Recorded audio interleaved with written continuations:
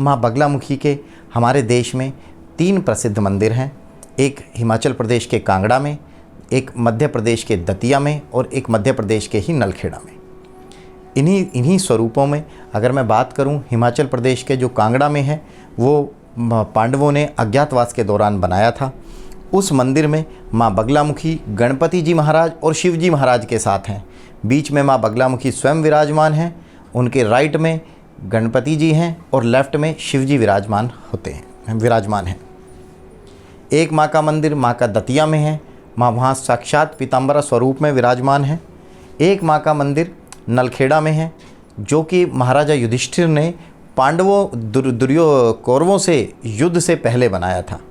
ये श्री कृष्ण ने उन्हें महाराजा युधिष्ठिर को प्रेरित किया था कि अगर आप विजय चाहते हैं तो पहले माँ का आराधन करें, माँ का पूजन करें, माँ का मंदिर बनवाएं, उसके बाद कौरवों से युद्ध के लिए जाएं। साथियों, ये श्री कृष्ण को भी पता था, भगवान श्री कृष्ण को भी पता था कि माँ का पूजन करने के बाद सिवाय विजय के और कुछ नहीं मिलता। विजय ही विजय मिलती है, विजय ही विजय मिलती है। ऐसा ही रामायण के टाइम में भी एक उदाहरण मिलता है कि जब रावण का पुत्र मेघनाथ माँ बगलामुखी यज्ञ करने चला था तो रामादल में खलबली मच गई थी। रामादल में ये मैसेज चला गया था कि आज अगर मेघनाथ ने, आज इंद्रजीत ने माँ बगलामुखी का यज्ञ पूर्ण कर लिया तो वो अजर हो जाएगा, अमर हो जाएगा, उसे जीतना असंभव हो जाएगा, उसे फिर कोई हरा नहीं पाएगा। इसीलिए उसके उस यज्ञ को भंग कर दिया गया था। आज भी जब हम सच्चे मन से ऐसा यज्ञ करते हैं तो सबसे पहले इंद्र का सिंहासन आज भी हिल जाता है। ऐसा माना जाता है कि आज भी इंद्र का सिंहासन हिल जाता है। साथियों, इसी से जुड़ी आपको एक कथा और सुनाता हूँ। ऐसा माना जाता है कि ये कैलाश पर्वत की बात है। शिवजी और माता सती कैलाश पर्वत पर विराजमान थे।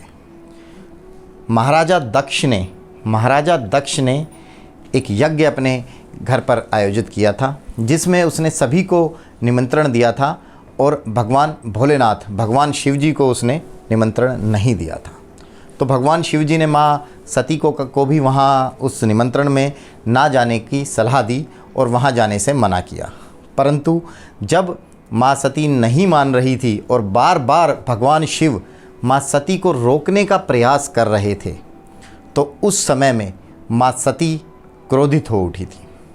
देखिए, मैं आपको आज भी बताता हूँ, शिवजी, ब्रह्मा, विष्णु, महेश हमारे पूजनीय हैं, हमारे आराधनीय हैं, परंतु जो सृष्टि चलती है वो शक्ति से चलती है। शिव को भी बोला जाता है कि शिव के पास शक्ति है, वो शक्ति से चलती है। तो माँ सती ने शिव को 10 महाविद्याओं के रूप दिखाए थे। प्रथम महाकाली। शिवजी भयभीत हो गए थे, तो शिवजी जिस भी दिशा में भागते वहाँ माँ अपना एक स्वरूप शिवजी को दिखा देती। ऐसे ही जब शिवजी 10 दिशाओं में भागने लगे तो 8वें नंबर पर 8वीं महाविद्या माँ बगलामुखी प्रकट होकर माँ बगलामुखी ने अपना स्वरूप शिवजी को दिखाया। और माँ बगलामुखी के इस स्वरूप को इसीलिए बगला शक्ति के रूप से जाना जाता है। माँ बगलामुखी के इसी स्वरूप को माँ बगला शक्ति के नाम से जाना जाता है। माँ भगवती बगला सुधा समुद्र के मध्य में स्थित मणिमंडप में रत्न वेदी पर रत्नमय सिंहासन पर विराजती हैं। पीतांबर वर्ण होने के कारण पीले रंग के ही वस्त्र पहनती है, आभूषण पहनती है, माला धारण किए हुए हैं। इनके एक हाथ में, माँ बगलामुखी के एक हाथ में शत्रु की जिह्वा है और दूसरे हाथ में मुगदर है। व्यष्टि स्वरूप में शत्रुओं का नाश करने वाली है और समष्टि स्वरूप में परम ईश्वर की संहार इच्छा की अधिष्ठात्री शक्ति बगला है। श्री प्रजापति ने बगला उपासना वैदिक रीति रिवाज से की थी और सृष्टि की रचना करने में सफल हुए थे। साथियों, आप इस लाइन का मतलब समझिए। श्री प्रजापति ने, ब्रह्मा जी ने, देखिए माँ बगलामुखी के बारे में एग्जैक्ट बता पाना तो माँ बगलामुखी ही जानती है। जितना मुझे छोटी सी नॉलेज है वो मैं आपके साथ शेयर कर रहा हूँ।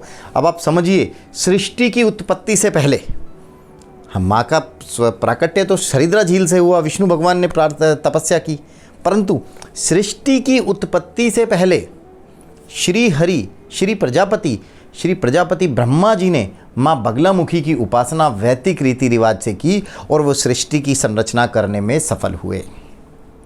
इन्हीं भगवान ब्रह्मा जी ने प्रजापति ने इस विद्या का उपदेश सनकादिक मुनियों को दिया। सनत कुमार ने इसका उपदेश श्री नारद को और श्री नारद ने सांख्यायन परमहंस को दिया, जिन्होंने 36 पटलों में बगला तंत्र ग्रंथ की रचना की। स्वतंत्र तंत्र के अनुसार भगवान विष्णु माँ बगलामुखी के परम उपासक हुए हैं। स्वतंत्र तंत्र के अनुसार भगवान विष्णु इस महाविद्या के माँ बगलामुखी के परम उपासक हुए हैं। भगवान परशुराम ने, श्री परशुराम जी ने भी माँ बगलामुखी की उपासना की और माँ बगलामुखी का आराधन किया, और उन्होंने आगे इसी विद्या को आचार्य द्रोण को भी दिया। जो आचार्य द्रोण थे, उन्होंने भगवान परशुराम से इस विद्या को लिया था।